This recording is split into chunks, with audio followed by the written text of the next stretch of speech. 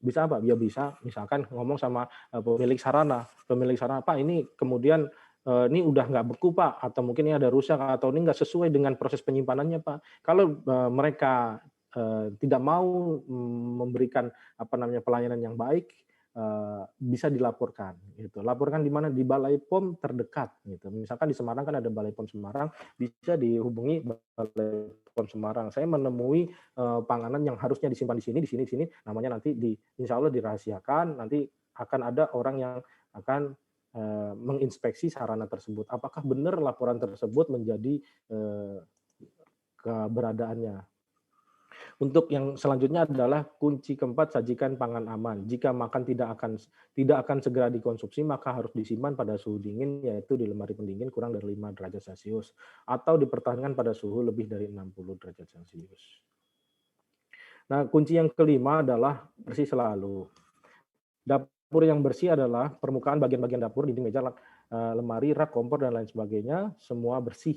Bersihkan permukaan dengan bahan pembersih yang sesuai, terutama pada permukaan yang kontak dengan pangan. Dapur bersih, makanan jadi aman. Peralatan mengolah dan memasak, pisau, dan lain sebagainya, semuanya bersih, tidak ada sampah, bau, tak sedap, sehingga mengundang serangga. Dapur bersih, makanan menjadi aman, tidak ada tumpukan barang, cemaran pangan, dan genangan air. Tidak ada tumpukan atau terkena semprotan bahan pembersih atau pembasmi hama, saluran pembuangan air lancar dan tertutup.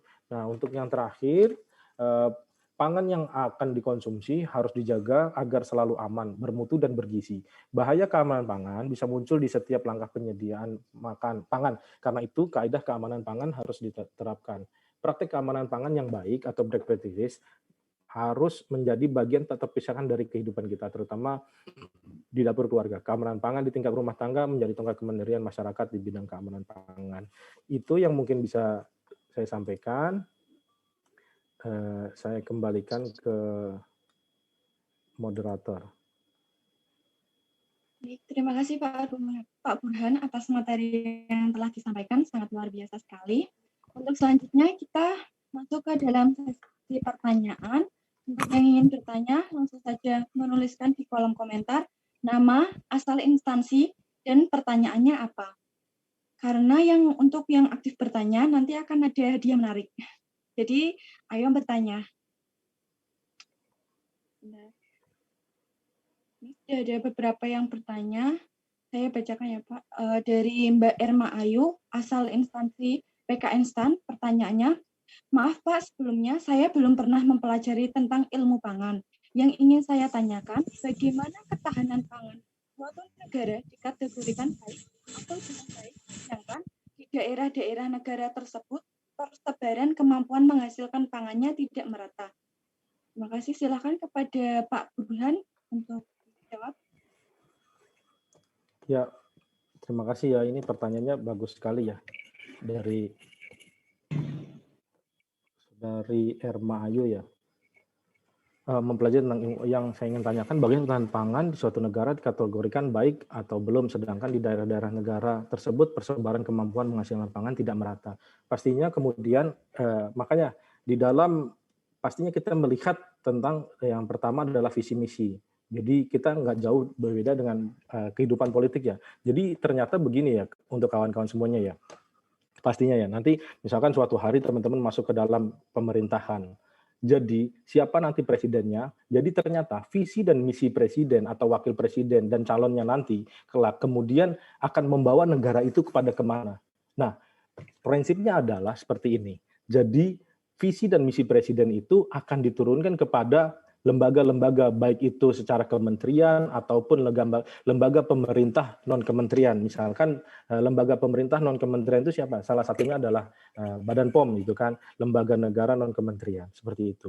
Jadi mau dilihatnya dari mana? Misalkan ketahanan pangan dilihat dari bagaimana kemampuan negara itu menghasilkan institusi tersendiri. Misalkan dari Kementerian Pertanian. Oh, bagaimana kita lihat visi dan misi Kementerian Pertanian mewujudkan kedaulatan pangan. Nah, dari situ.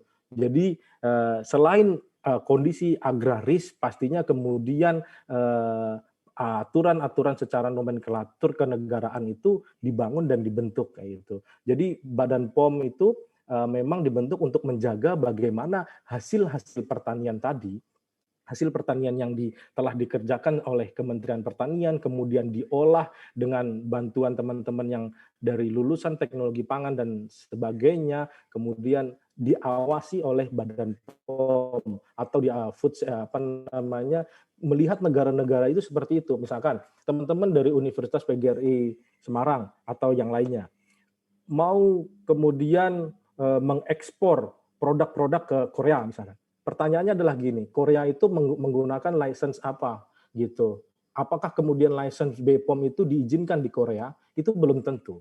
Jadi kemudian ada negara-negara yang kemudian telah mengakui bahwasanya kemudian license BPOM itu sudah terakui, standar-standar BPOM itu sudah terakui, maka kemudian ketahanan apa namanya pangan itu boleh apa namanya diekspor-ekspor ke luar negeri. Nah, itu. Jadi bagaimana kemudian kapan katakan orang itu apa negara itu bisa mengekspor, pastinya kemudian mencukupi kebutuhan dalam negeri dulu, baru kemudian ke luar negeri, dan itu kualitas mutunya itu dipertahankan. Jadi ketika teman-teman mau melihat bagaimana kemudian ketahanan pangan itu, ya dilihatlah kemudian program-program program presiden, terus kemudian program-program visi dan misi dari Kementerian Pertanian, dan kemudian apakah kemudian pemerintah itu memang benar-benar yakin, suatu pemerintah negara itu yakin untuk menjaga keamanannya, itu dilihat dari sebuah lembaga atau institusi negara yang di mana itu kerjaannya itu hanya mengawasi. Contoh misalkan gini, Badan POM. Yang di pikiran saya dulu ketika sebelum masuk Badan POM adalah orang yang ngetes di lapangan, ngecekin makanan dan lain sebagainya. Ternyata nggak hanya seperti itu, tapi ada peran-peran yang di mana laboratorium pengujian itu memang penting. Kenapa seperti itu? Ternyata negara itu berinvestasi terhadap kesehatan masyarakat itu besar. Contoh, mungkin Bapak Ibu dosen di sini tahu bahwasanya berapa biaya HPLC. Di kantor kami saja, HPLC itu bisa ada kurang lebih, di lab saya itu ada 4. Lab saya saja ya, ada 1, 2, ada 3 lab, ada 3 HPLC. Sementara di kantor kami itu kemudian ada 4 lab, 1 mikrobiologi. Jadi kemudian lab HPLC itu kami punya kurang lebih sekitar 12 HPLC. Tahu 12 HPLC berapa? 1 HPLC 1 miliar. Jadi seperti itu. Jadi 12 HPLC kurang lebih sekitar 12 miliar. Jadi kurang lebih, itu baru HPLC, belum AAS, belum GC segala macam. Nah, kemudian kapan kemudian dikatakan negara itu ini apa namanya benar-benar fokus terhadap kesehatan? Ya ketika itu memang dia care, dia peduli terhadap kesehatan masyarakat. Makanya saya di POM itu atau sebagai analis bahkan selalu menyampaikan, tolong dong orang-orang yang berkecimpung di dunia kuliner jangan menambahkan bahan berbahaya, misalkan formalin, borak dan lain sebagainya, untuk dijauhi. Karena apa? Baik investasi, negara itu hanya berinvestasi pada itu. Sekarang begini, apakah kemudian kami analis yang tidak, ya gini-gini. Jadi racun itu diuji oleh yang lebih racun, misalkan formalin, borak itu racun. Kalau dimakan racun, kita mengujinya jauh lebih racun, misalkan menggunakan asam fosfat, asam sulfat dan lain sebagainya. Jadi investasi-investasi yang seperti itu adalah menjaga benar-benar supaya bagaimana keamanan pangan dan ketahanan pangan. Pastinya keamanan dan ketahanan pangan. Jadi aman dulu, setelah itu baru pangan kita akan bertahan dan kemudian akan berdaulat. Dan kemudian mau ekspor kemanapun itu pasti akan bisa dilakukan dengan baik. Prinsipnya seperti itu sih. Jadi perlu diketahui seperti itu. Jadi misalkan saya di provinsi kecil ya, lab ini itu menjadi lab yang luar biasa lengkap gitu. Karena ada HPLC, ada AAS, ada GC gitu. Dan nggak punya cuma satu doang. Jadi punya beberapa dan itu investasi yang sangat mahal. Kenapa? Ternyata tidak semua pemerintahan, tidak semua pemerintah daerah itu memiliki anggaran yang cukup untuk membeli HPLC, membeli AAS, memberi GC, yaitu seperti itu. Alat instrumen-instrumen untuk menguji pangan. Kayak gitu. Itu sih sebenarnya yang perlu itu. Jadi ketika dikatakan baik, ya ketika memang punya lembaga tersendiri yang memang khusus buat mengawasi. Paham nggak? Jadi misalkan gini, tahu nggak, keseharian saya adalah menguji logam berat. Uji lo nggak berat. Jadi teman saya itu adalah merkuri, arsen gitu. Teman setia saya itu seperti itu. Bayangin, setiap hari saya ketemu sama arsen, merkuri dan lain sebagainya. Dan itu investasi negara. Bagi saya bilang, wah ini negara luar biasa untuk berinvestasi seperti itu. Itu sih, mudah-mudahan bisa menjawab.